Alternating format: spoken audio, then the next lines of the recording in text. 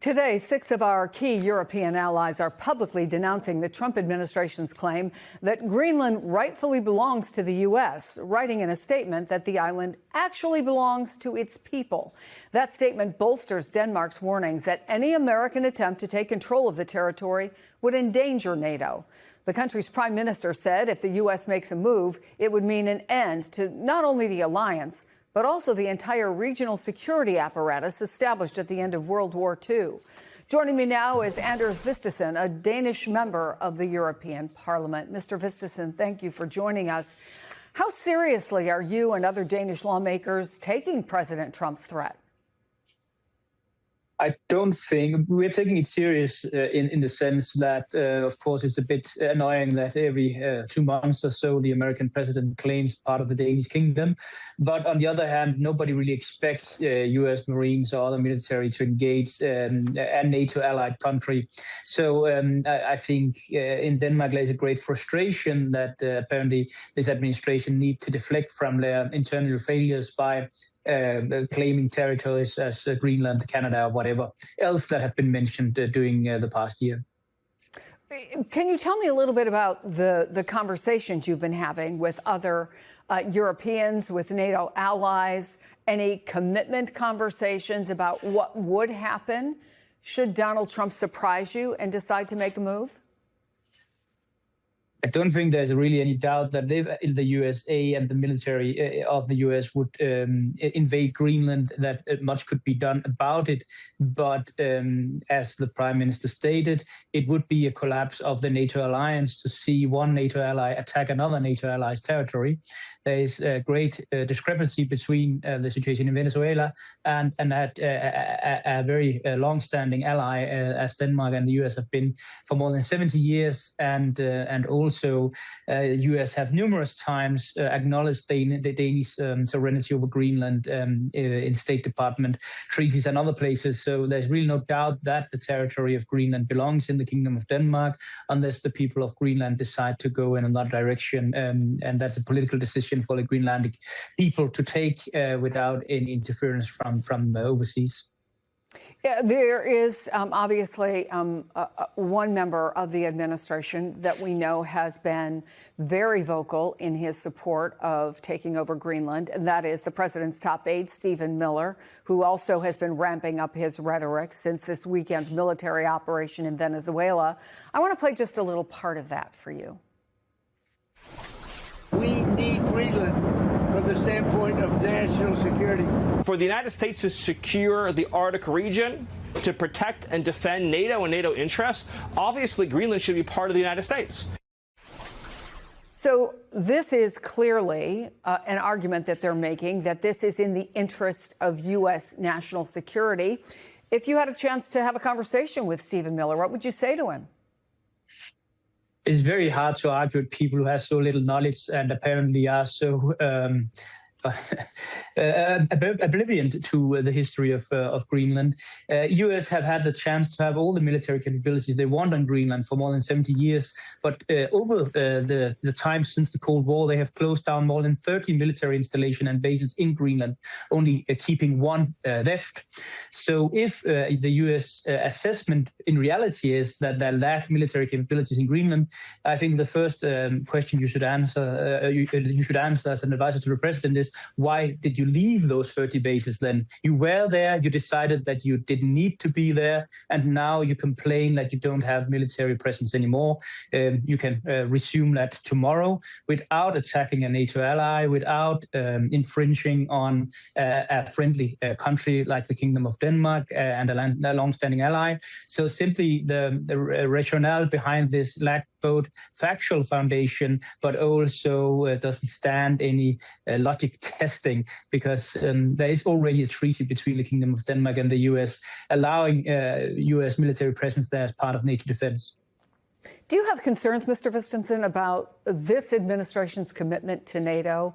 Are you concerned, for example, that one motivating factor may be that if there was an attack on Greenland, if there was a move made on Greenland, that it could fracture NATO, and perhaps that would be part of what some members of this administration would see as a benefit?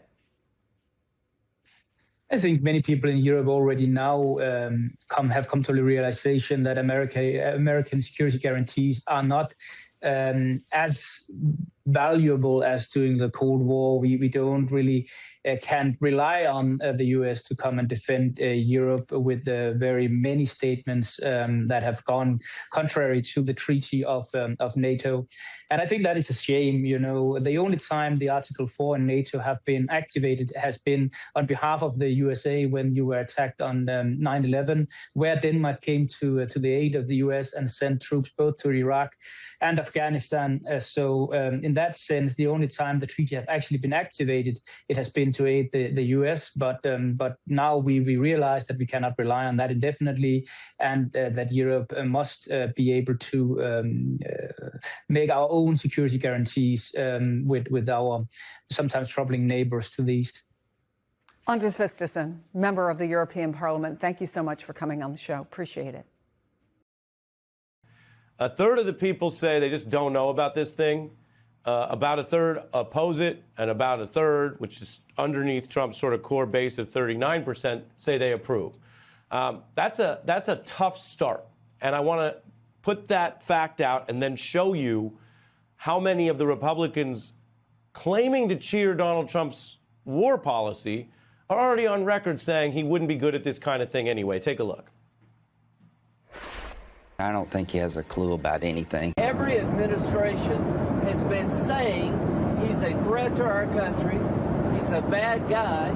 This is the first guy that's actually done something about it. I would much more prefer not to turn over the party to a con artist like Donald Trump. Not only do we think it's good for the people of Venezuela, it's in our national interest. He's putting our soldiers and diplomats at risk. He's empowering the enemy. His ass is in jail where he deserves to be, and every president has said the same thing, but he didn't. What's your breakdown, James? But Lindsey Graham is always good for a good laugh. I mean, that guy is the greatest political pretzel I've seen in all of my time in politics. I mean, he really is. He can get himself all contorted into God knows what not. But that's not the question here is people are skeptical of this because what are they doing? They had a meeting at Mar-a-Lago with all executives. You give me $1 billion, I'll do anything you want me to. Now he's notifying all companies, giving them prior notice that they're going to do something in Venezuela. He's talking about we're going to do all this. Look at what happened at that meeting that was publicly reported. And as I recall, you and I talked about that on this very show. When he met with all of a guy by the name of Hal Ham, who's a big Oklahoma all guy, put the whole meeting together. Well, I tell you who's not involved in this operation in any way is any Schlukerk in the United States. Anybody that thought they were voting for Donald Trump because he cared about their lives, he cared about the cost of living or their wages or their health care or anything else, you're not part of this deal, Junior. You just stay out on the outside and look in, and the oil company is going to cut their deals. And that's just what's going to happen. And people are two-thirds of the country that doesn't like this or is on the verge of not liking it. It's pretty clear. And so Democrats, in your view, should hammer that or say what? Well, I think we should certainly hammer who benefits from this operation. We're doing all this. Who's going to be the winner? Is a deputy sheriff in some rural Iowa going to be the winner here? Is a dental hygienist and Western Montana going to be the winner here? I don't think so. You're not. There are no shoe clerks in this poker game, and you're not in it.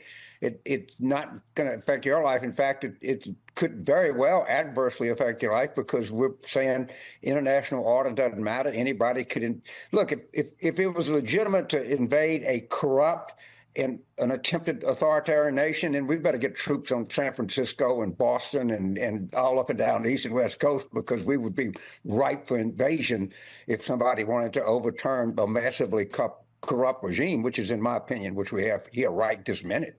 And I think it's unfolding right in front of us. We mentioned the new year. We're starting with this, but Trump was ending the year with problems in the real economy and inflation, with Republicans revolting on more than one issue, revolting against him, with Epstein, where he, of course, had the huge loss and then ended the year breaking the law. And he has said, he's aware of it. You catch him sometimes, he's blunt. And he's alluded to the fact that he's frustrated and they lost the elections off year. Here's a brief sound of him telling Republicans, hey, why don't people like what we're doing? Take a look.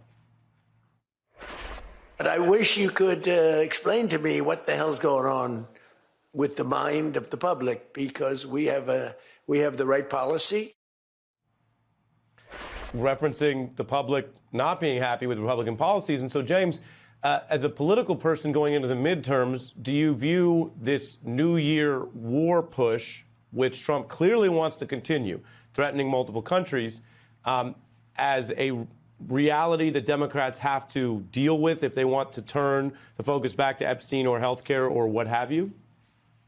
So you can do this exercise at home. The number of mentions of Epstein in the press, the 7 days prior to this Venezuela incursion, and then the number of Epstein mentions the 7 days following the incursion. I guarantee you it looks like the Mariana Trench. And in his mind, this is Operation Epstein diversion, and that's worked better than anything. And that's for certain. And I mean, he's doing this for a lot of reasons. One is to get the political heat off of him, because every time you turn around, I think they said they found 2 million more documents.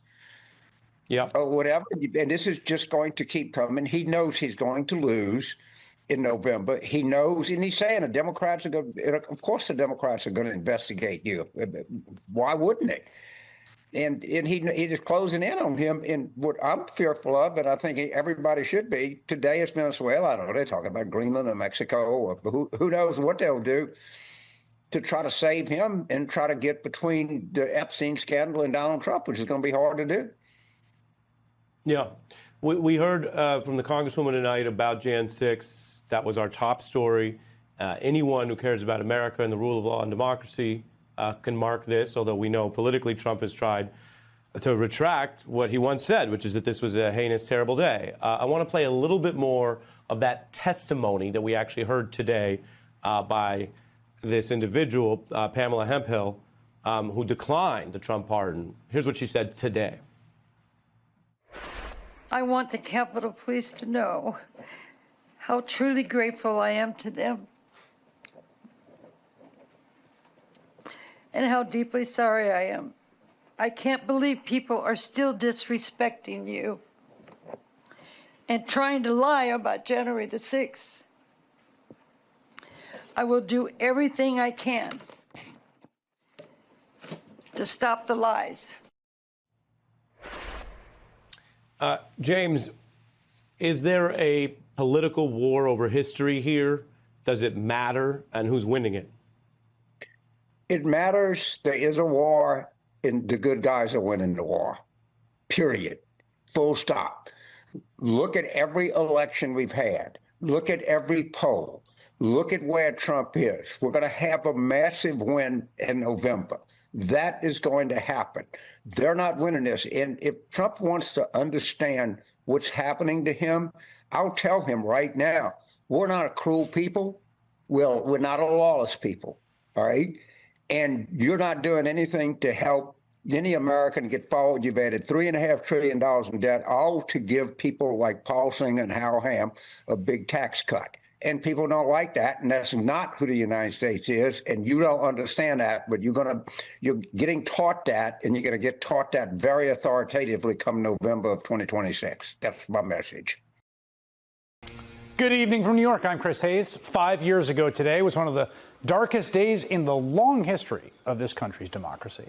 And as everyone knew at the time, in the moment, as they watched it on live TV, and as everyone basically warned at the time, and then over and over again in the years after, particularly here on this show and across this network and elsewhere, if something was not done about it, what we witnessed that day would only be the beginning of Donald Trump's unchecked grab for power. 5 years later, here we are, marking the anniversary. Long after we are all gone, future generations will speak the names of Hodges and Dunn, Gonell and Fanone, Sicknick, and Pingen. They will be remembered as the great patriots that they are, and the people who smashed them in the face with Confederate battle flags and Trump flags, the people who tried to destroy our constitutional order, will be remembered as fascist traitors to their own country. After the Trump administration seized the president of Venezuela with the stated intention of both taking his country's oil and running its government, I think today is kind of a perfect day to observe the anniversary of January 6, 2021. Because the one through line here is that Donald Trump will do whatever he can get away with. He will not take no for an answer. And he will try to take what he wants by any means necessary. And that is true whether it's in a department store dressing room, or whether it's the majority of the American electorate telling him no, or the head of a sovereign foreign state telling him no, or our dear NATO allies, or the courts, or the U.S. Constitution. He will do whatever he can get away with. He will only be stopped when there is enough of a groundswell of pressure on the other side of him. And we saw that in action 5 years ago, the thing to celebrate about that dark day, right? The Capitol police officers, first and foremost, who put their bodies and lives on the line, but also, leading up to it, the courts, the mainstream media, the conservative press, members of his own party and his own cabinet, the Democratic Party opposition, everyone together basically all told Donald Trump no when he tried to overturn the results of a free and fair election that he lost. And it was an overwhelming political defeat for Trump, arguably the greatest public humiliation he has ever suffered. He was a pariah. He was banned from social media across all major platforms, and for a moment effectively banned from, for lack of a better phrase, polite society, because there was enough public pressure against him.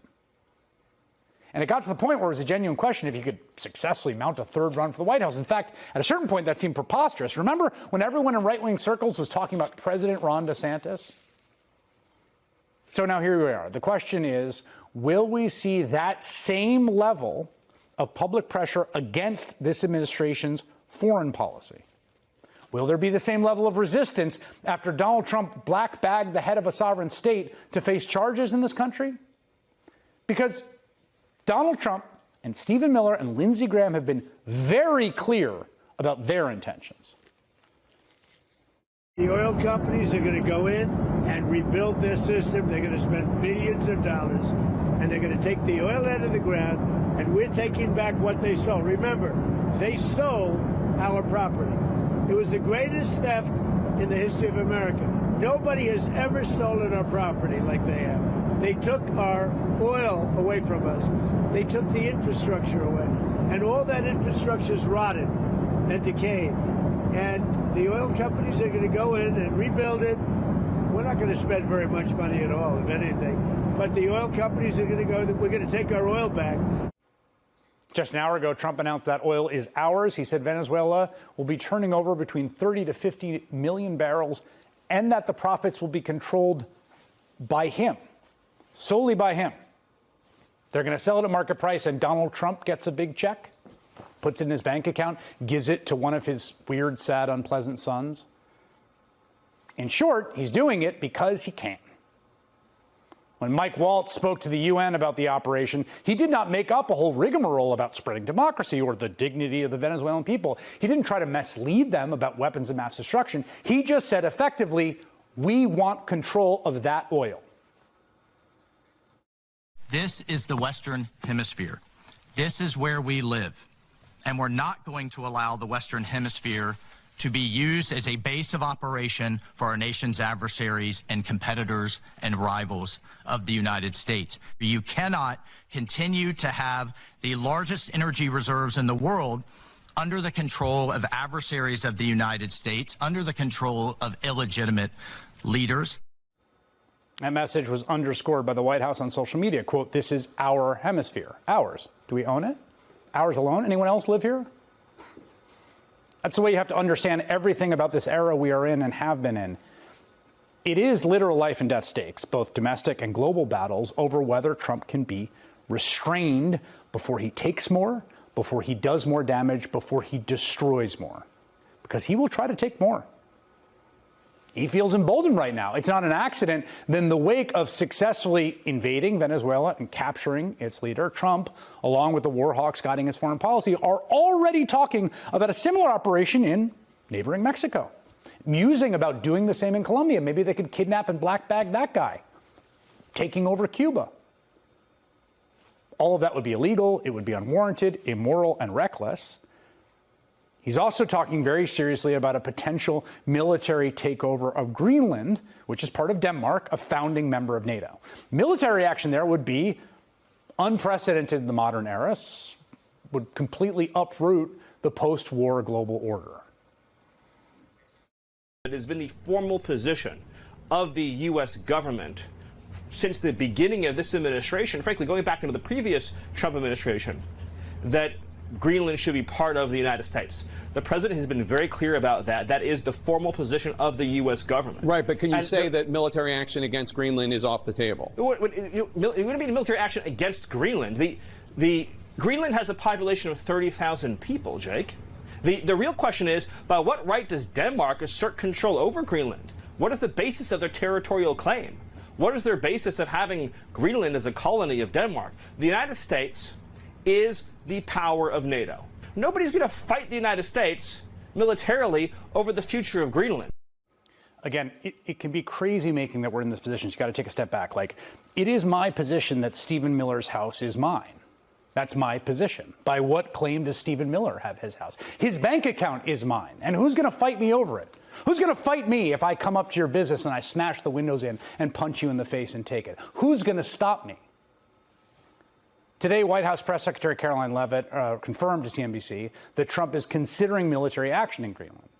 For his part, Secretary of State Rubio says Trump wants to buy it, which again is a sort of familiar kind of way of approaching this, right? We'd like to buy your business. We'll take it if we have to. Can we find a price? It is exactly what it looks like. They don't try to really mask it. The whole world sees it. Our European allies are already sounding the alarm. And again, they'll do it if they can get away with it. They'll do a lot more, a lot more.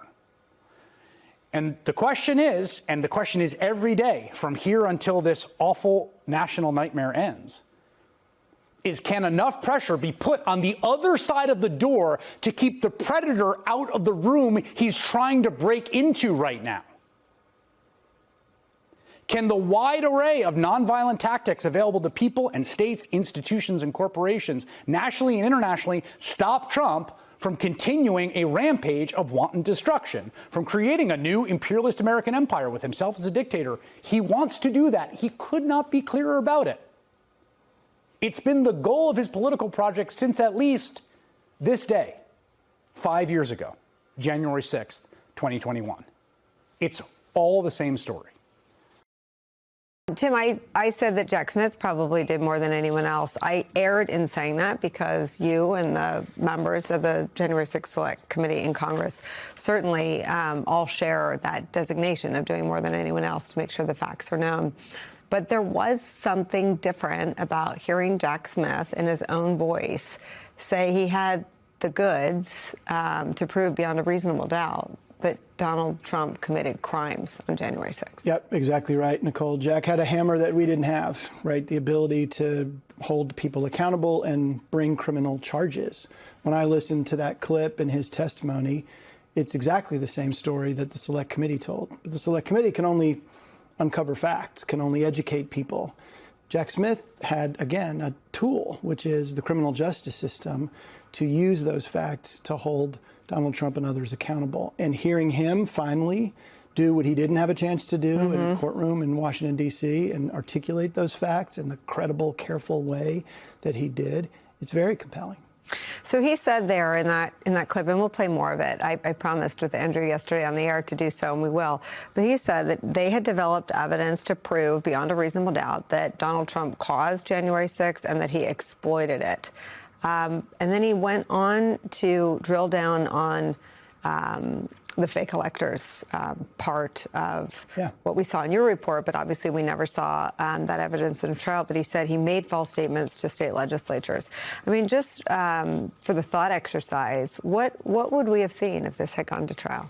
Yeah, we would have seen a multi-part conspiracy, Nicole, that started with lawsuits. Every candidate has the right to file lawsuits challenging the results of elections. And when those lawsuits were filed and unanimously rejected by judges around the country for lack of evidence, then the plot moved to phase two, which was pressure on state officials, pressure on members of Congress, pressure on his own vice president, ultimately, to take action without basis in fact and law. That didn't work. And the final desperate lever plank of that conspiratorial plan was to launch this angry mob at the Capitol. What we developed over the course of our investigation, which I think Jack would have proven beyond a reasonable doubt at trial, was that this was, again, a sequence of events. You can't look at the violence in the Capitol in a vacuum. You have to plug it into things that began even before the election, when the seeds were planted to sow doubt in the integrity of the election. Do you think that he would have called Mike Pence as a witness? That was one of the witnesses you didn't have access to, right? Yeah. The special counsel went beyond what we did because, again, they have levers to pull that we didn't have. He was able to adjudicate the vice president's privilege assertions, get a judge to say, no, you don't have a privilege, a speech and debate privilege, an executive privilege, and compel him to testify in the grand jury. He did that with Mark Meadows. He did that with lots of witnesses that we didn't speak to. But all that did, Nicole, was reinforce the core narrative, which, again, intentional, multi-part plan. I don't know whether he would have called Mike Pence. My guess is Mike Pence is a victim in addition to being a fact witness. There's sort of some emotional, compelling information that he would provide about how it felt to be 40 feet from rioters fleeing to a loading dock in the Capitol as people are chanting, "Hang Mike Pence." That could have been very evocative testimony, in addition to all the pressure that he felt from the president. So perhaps, right, knowing the facts, those are pretty central to this conspiracy. But he had a long list of witnesses, almost all of whom were Republicans, were loyal to the president, who wanted him to win. Jack Smith made this point in his interview.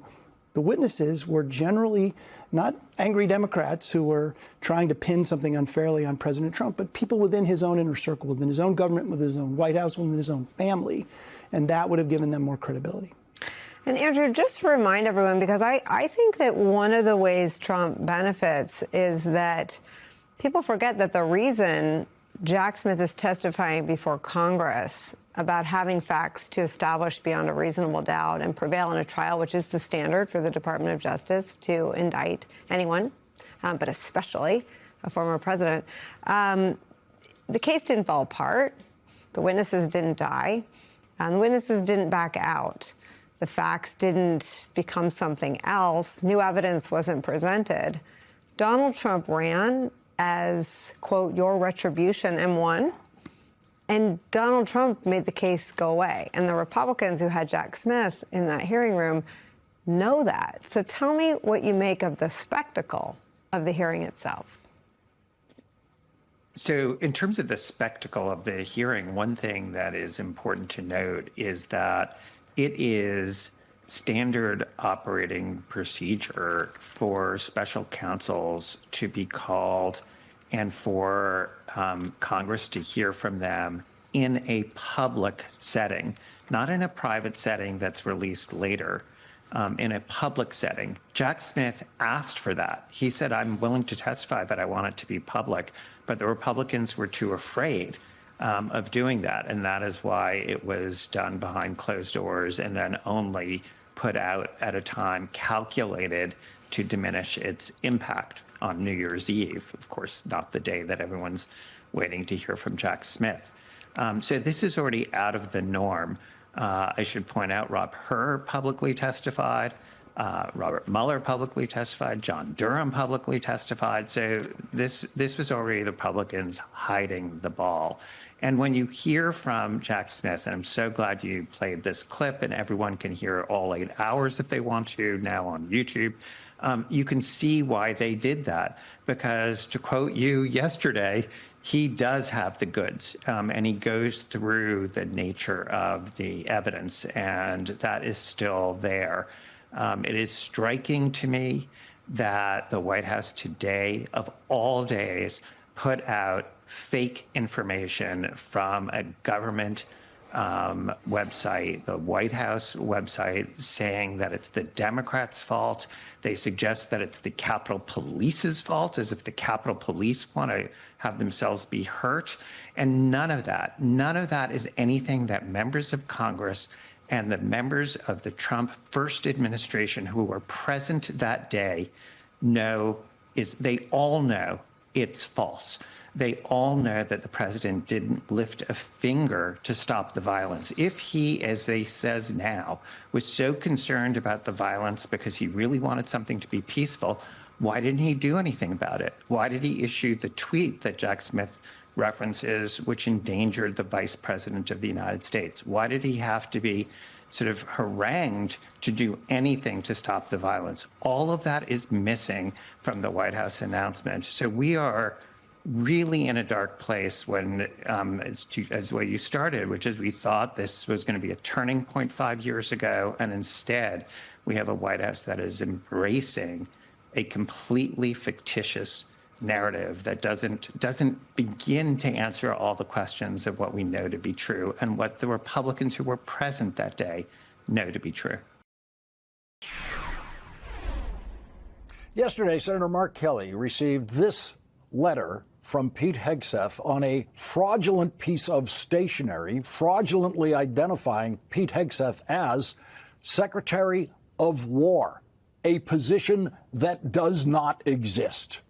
It was a letter of censure that is a first step in Pete Hegseth's attempt to punish Senator Kelly for saying exactly what Pete Hegseth had publicly said a few years ago, that military personnel should not follow unlawful orders. Here was Senator Kelly's response to that letter today. They talk about things I've said between June and December, including that they think it's inappropriate for me to criticize them for firing admirals and generals. Now remember, I'm on the Armed Services Committee. I voted for those admirals and generals to have those jobs, and Pete Hegseth fired those people, in my view, because of the color of their skin and their gender. That's a horrible thing to do, and a horrible message to people out there, that you have to look a certain way to serve this country at the highest level. And I was critical of them in my role as a member of the committee, and they didn't like it. That's one of the reasons they have censured me. And at the end of the letter, they threaten criminal prosecution if they don't like what I say going forward. Let me make it perfectly clear. This letter, or anything that Pete Hegseth says or does to me, is in no way going to affect the way I do my job and represent my constituents in the United States Senate. Ain't happening. So, his option, right now is he can continue with this kind of bullshit, or he can go take a hike. That's his options. And if I have an opportunity to, tell him that tomorrow, maybe I will. Joining us now is retired Navy captain, now Senator Mark Kelly of Arizona. He's a member of the Senate Armed Services Committee and the Senate Intelligence Committee. Senator, you're going to see Pete Hegseth tomorrow. It's going to be all 100 senators in a briefing. You might not be able in that large group to get that moment that you might want with him. But if you do, what would you say to him tomorrow? Well, I usually try to keep these things pretty professional, not like him and some of the folks that work for him. If I was to talk to him about this, this brief is going to be about Venezuela, and I'll have some questions about that. But if I was to talk to him about this, I would tell him, hey, regardless of what you try to do to me, I'm going to continue to do my job. And you cannot go after U.S. citizens, retired service members, in my case, for something they said that was truthful. I said something the president didn't like. He said I should be hanged, executed. And then he got Pete Hegseth on this path that has now led to this letter of censure and this threat to reduce me in rank and take some of my retirement. So I would tell him that I would tell the Secretary of Defense that this is just not going to work. I'm not backing down. I'm not going to go away. I'm going to continue to do my job. As you go forward, you're subject to this kind of letter simply because of your service in the military. Other senators who never served in the military, people like Donald Trump who never served in the military, could never receive a letter like this. Yeah, because I'm retired, because I spent 25 years in the United States Navy, because I flew 39 combat missions. I almost got shot down a bunch of times. I had a missile blow up next to my airplane once. I flew in space 4 times. Because I had that long career of service, they think this gives them the right to go after me personally and to threaten me with criminal prosecution or execution because they just very simply didn't like what I said.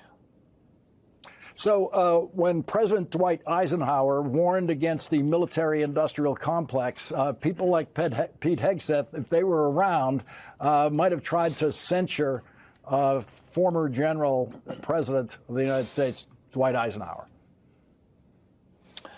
I don't think Dwight Eisenhower would take any crap from Pete Hegseth, so I wouldn't be too worried about that. I mean, Pete Hegseth is in no way qualified for this job. Donald Trump should have never offered him this job. I think it says a lot, possibly says a lot more about Donald Trump that Pete Hegseth is in this position than it says about Pete Hegseth. Senator Mark Kelly, thank you very much for joining us tonight. Thank you for having me on, Lawrence.